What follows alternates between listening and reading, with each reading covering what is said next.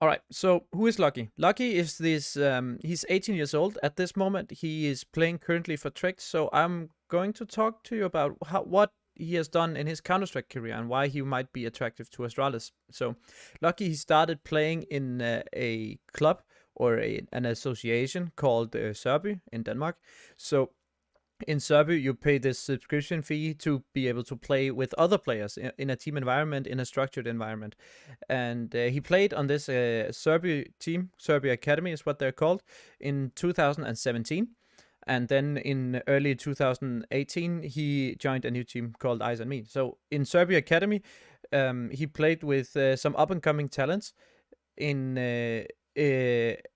different players there, and Lucky, he actually in Serbia Academy, he came and went to boot camp in Astralis back when Astralis were going on to having their great era of 2018 and 2018, yeah.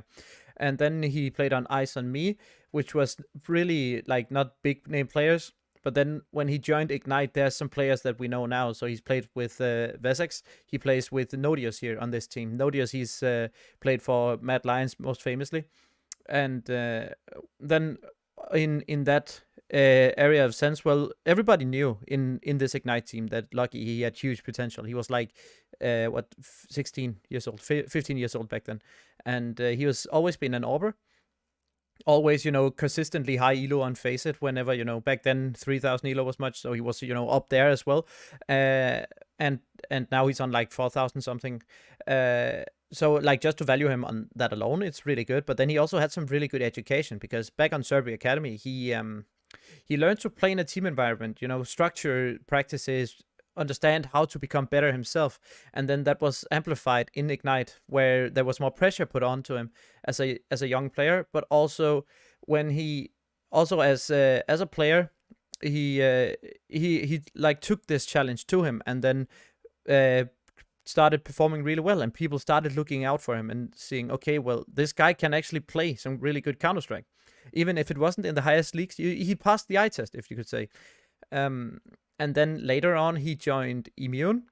Immune was again with Vesex, and then he played with his now teammate Kier, who's also in Tricked, and some other players there. And he was molded, and now he was really coming into this sensation of becoming this star player, having this potential unlocked slowly but surely. And again, back then, he's still 16, 17 years old.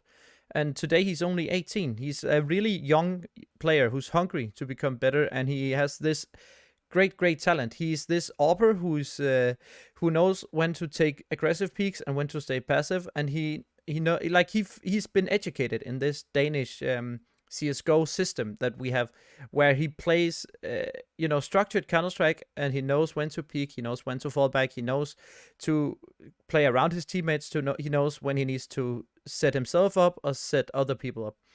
And then he comes into this Makinas team. Now, this Makinas team was stacked with talent in this Danish league. Again, now in around Immune and Makinas, he was basically just below like the top echelon. So back then there was like North and Heroic, Astralis, and then Copenhagen Flames, and then he was like on that cusp of like sixth, seventh best team in Denmark back then.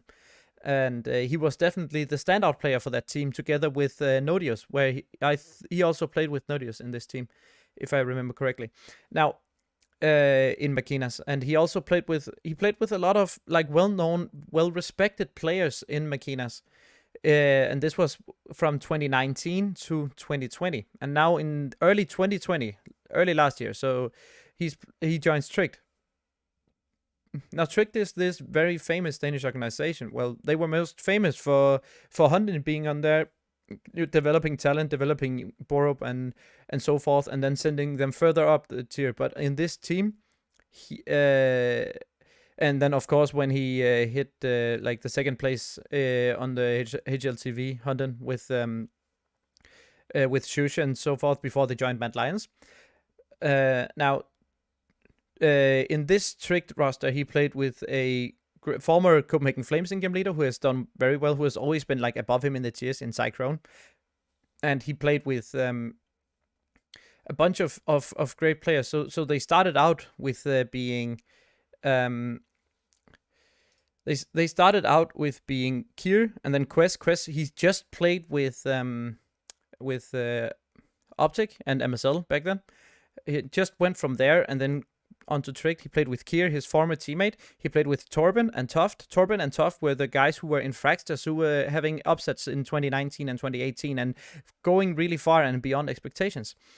And this team like was the core, and then Torben got changed out with Cyclone. So he tried.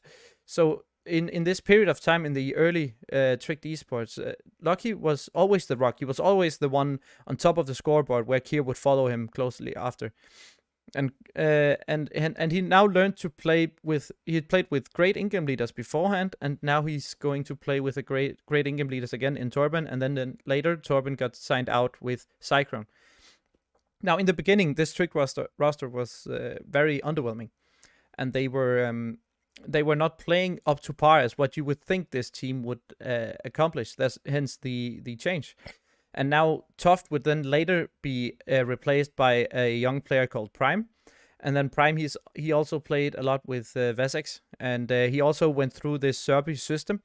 And throughout this entire period of time, Lucky was this consistent rock, this solid AWPer who always got his kills and were really like in his style he reminds me a bit of Device in how he plays, and he consistently get his numbers, but of course not in the same extent. Now he has then later on in season 15 and season 16 of the Danish Power League, like the biggest Danish league we have. He has gotten back-to-back MVPs in season 15 and 16, and now we are in season 17 hitting playoffs. Now his team is pretty underwhelming. They are not playing well this season, and he still is the top-rated player for the entire league. And they are using rating 1.0 in the Danish Power League. And he is by far and standout just a player you can see who is like a cut above everyone else. Even when there's players like Queenix who also played in this Mad Lions, who got into the Mad Lions team as well, and who has played professionally earlier. So there are some solid talent in this Power League in itself. And then Lucky is just a standout player. And when Device got benched, Lucky was this. Like the fan notion, everyone in the Danish scene talked and hoped that Lucky would be the player that would join Astralis. Now, there were some rumors, and I wrote an article about this about Mertz joining, but since Mertz he signed a new contract, he is not a part of it anymore. So Lucky, according to the sources here, he is definitely the one who's going to try and join them as of this moment in time.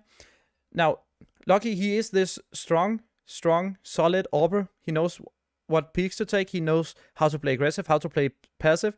He just lacks this top tier like experience of playing in the biggest events and playing in the biggest lands. The biggest thing he has played in is like DreamHack Open Winter. He didn't even play that. It's like ESEA and Power League. Like these are the two biggest teams that he has played in, or the biggest like series. He's played a bit Sweet Snow. You can argue that it is a bigger tournament, but like condensely, he's just played and won lands, and he's just been consistently performing at a high level. And this is basically what Lucky is. Solid AWPer. He's a good teammate. He knows how to play within a system. He knows when he needs to take over a game and play more aggressive and carry his team through it. Now, this might be because he is this standout player and this great talent that Denmark, a talent that is way above what Denmark can follow, and what and in this below the Heroics and the Astralises and the Copenhagen Flames. But then again, he was also he was relevant for everyone, like right below right below Astralis and Heroic. He was relevant for Lyngby, who's doing well right now. He's relevant for Copenhagen Flames as well, who's doing great right now. Who's like both are in like this top echelon of. He was also super relevant for a team like Hyenas, who's playing right now. Now they have again found their own solutions to this, and he is behind like quite a big buyout clause. But this is like essentially what he does. He knows how to play the up and how to swing it and carry his team through it.